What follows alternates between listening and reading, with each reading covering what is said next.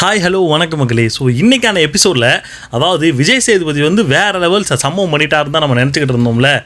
என்னங்கய்யா இதைத்தான் ராத்திரி ஃபுல்லாக வச்சு உட்காந்து ஒட்டிக்கிட்டு இருந்தீங்களா அப்படின்ற மாதிரி வாரம் ஃபுல்லாக இதைத்தான் ரெடி பண்ணிகிட்டு இருந்தீங்களான்ற லெவலுக்கு தான் நம்மளை வந்து வச்சு செய்ன்னு செஞ்சு விட்டாரு.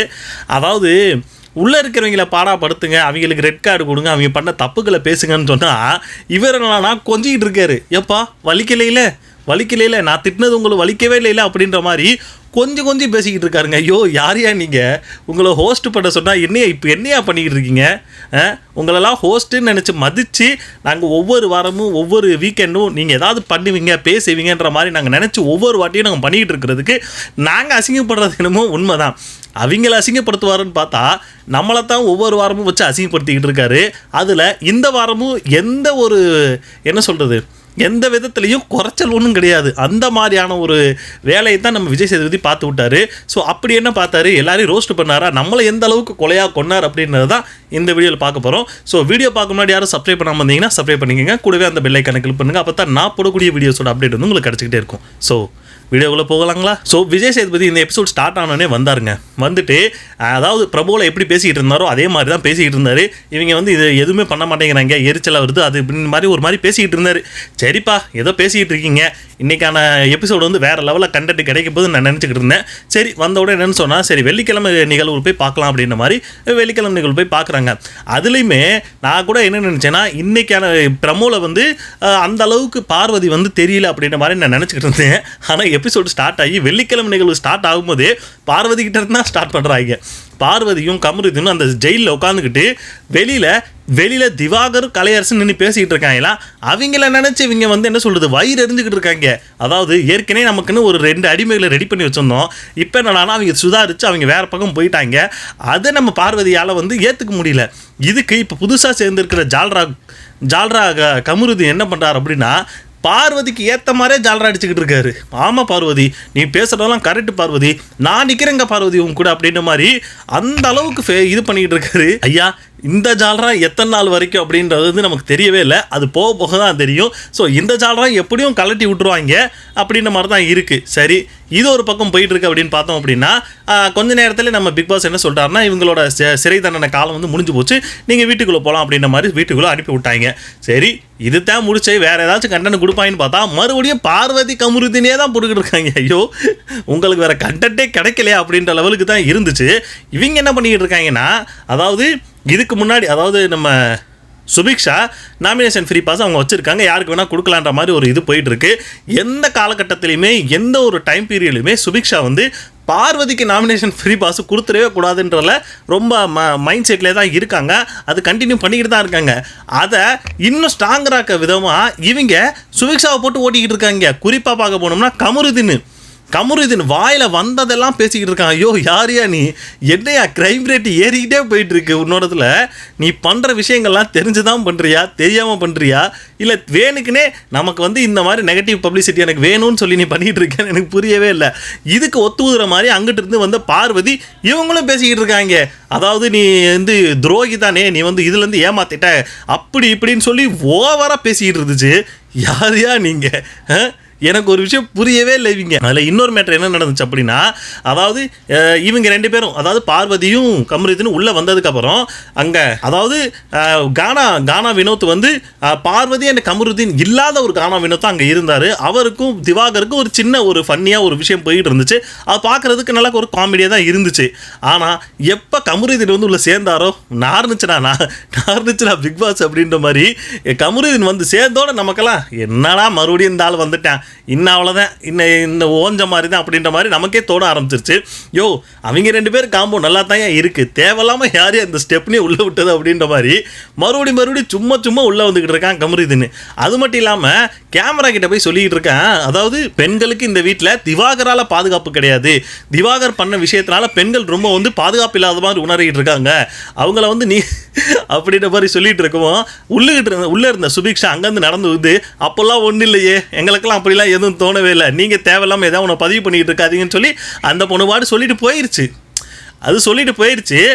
இதை நான் கேட்குறேன்ட்டு எதை எப்படி ட்யூன் பண்ணி எடுத்துக்கிட்டு வந்தான் தெரியுமா நம்ம கமருதீன்? அந்த அம்மா சொன்னது வேற என்னமோ விஷயம், ஆனால் கமருதீன் சொன்னது அது ஒரு வேறு விஷயமா சொல்லிட்டு நீ இப்படித்தானே சொன்ன அப்படின்ற மாதிரி சுபிக்ஷா பிள்ளைய கேட்டுக்கிட்டு இருக்கேன். என்னையா என்ன நீங்கள் பேசுனதுக்கும் அங்கே நடந்ததுக்கும் சம்மந்தமே இல்லையே. அதாவது எனக்கு கொஞ்சம் கொஞ்சம் பார்க்கும்போது அதாவது திவாகரா மாறிக்கிட்டே வராரோ அப்படின்ற மாதிரி எனக்கு தோணுது. கமருதீன் கொஞ்சம் கொஞ்ச நாள் போக போக திவாகராகவே மாறிட்டார். நேற்று நாளானா திவாகர் வந்து நம்ம கானா வினோத் என்ன சொன்னார்னா, மரத்துக்கு சேலை கட்டினாலும் இவன் வந்து பார்த்துக்கிட்டு நிற்பான்னு ஒரு விஷயம் சொன்னதை எப்படி ட்வின் பண்ணி மாற்றி விட்டாருன்னா, நம்ம சுபிக்ஷா தான் அந்த இடத்துல சேலை கட்டி வந்தாங்க, சுபிக்ஷாவை தான் இந்த ஆள் தப்பாக பேசுகிறான்ற மாதிரி ஒரு விஷயம் சொல்லி விட்டார். அதை நான் வந்து இதுன்னு சொல்லவே இல்லை, அது ஒரு விஷயம். ஆனால் இந்த இடத்துல இவர் என்ன விஷயத்த சொன்னார், கமருதீன் தான் ஒரு விஷயம் சொன்னார், அதுக்கு சுபிக்ஷா வந்து மறுப்பு சொல்லிட்டு அந்த பக்கம் போயிட்டாங்க. ஆனால் இந்த கமருதீன் அப்படிலாம் இல்லையே, நீ திவாகருக்கு தானே இது பண்ணி பேசணும்னு சொல்லி அப்படியே டியூன் மாற்றி விட்டுருச்சு. அதுக்கு சுபிக்ஷா சொல்லுது, நான் அந்த மாதிரி பேசவே இல்லையே, நீங்கள் எதுக்கு அப்படி பேசுகிறீங்கன்ட்டு. இதுக்கு ஒத்து உதுறதுக்கு நம்ம பார்வதி வந்துருச்சு. கமருதீன் இருந்தாலே பத்தாதா, இதில் பார்வதி வேற உள்ளே வந்துக்கிட்டு ஒரு கலைபரம் ஆக்கி விட்டாங்கன்னு தான் இருந்துச்சு. அதாவது சுபிக்ஷா எந்த லெவலுக்கு நம்ம பார்வதி வேலை இந்த ஏதாவது நாமினேஷன் ஃப்ரீ பாஸ் கொடுக்க மாட்டேன்னு சொன்னாங்களோ அப்பத்துலேருந்து நம்ம பார்வதி வந்து ஒன்று முடிவு பண்ணிட்டாங்க. இன்றைக்கி சுபிக்ஷாவை போட்டு பொழக்கிறது எந்த விஷயமானாலும் சரி, ஒரு சரியான விஷயமா இருந்தாலும் சுபிக்ஷா தான்ப்பா காரணம் அப்படின்ற மாதிரி சுபிக்ஷாவை போட்டு பொழக்கணும். அந்த ஒரு மைண்ட் செட்டில் தான் பார்வதி வந்திருக்காங்கன்றது வந்து நல்லா தெளிவாக தெரியுது. ஏம்மா நாமினேஷன் ஃப்ரீ பாஸ்க்கு கேவலம் ஒரு நாமினேஷன் ஃப்ரீ பாஸ்க்கு திவாகர் காலையெல்லாம் விழுந்தியம்மா, கடைசியில் அந்த போல் கொடுக்க மாட்டேன்னு போயிடுச்சு. எதுக்கு காலைல விழுந்தேன்? ஐயோ அதெல்லாம் பார்க்கும்போது செம காமெடியாக தான் இருந்துச்சுங்க. பட் அதுக்கப்புறம் பார்த்திங்க அப்படின்னா நம்ம விஜய் சேதுபதி வராரு. இது தாங்க ஒரு போர்ஷனு.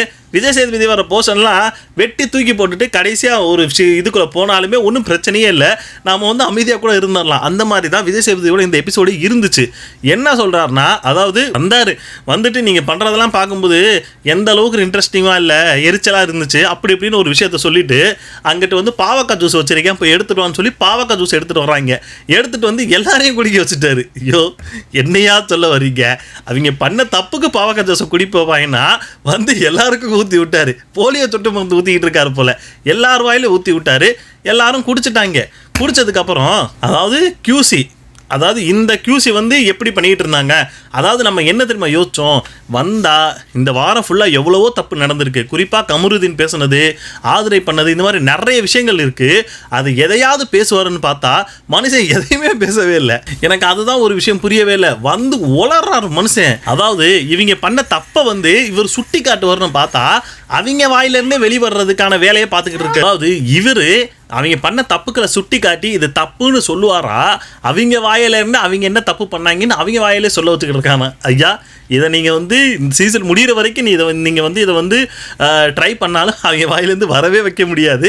ஏன்னா அந்த மாதிரி ஆளுகள் தான் உள்ளே சேர்த்து விட்டுருக்கீங்க. ஆனால் வந்த உடனே எல்லாருக்கும் ஒரு பாராட்ட சொன்னார். அதாவது இந்த ஜூஸ் ஃபேக்ட்ரியான அந்த டாஸ்க் வந்து ரொம்ப சூப்பராக பண்ணீங்கன்னு. ஐயா இதுக்காக உங்களை வர வச்சோம், நல்லது. இதிலே தெரிஞ்சு போச்சு இன்னைக்கான எப்படி எபிசோடு வந்து நக்கிட்டு போயிரும்ட்டு. அப்படி தான் நக்கிட்டு போயிருச்சு. அது மட்டும் இல்லாமல் 1-2 இடத்துல வந்து கண்டிக்கிறாராம்.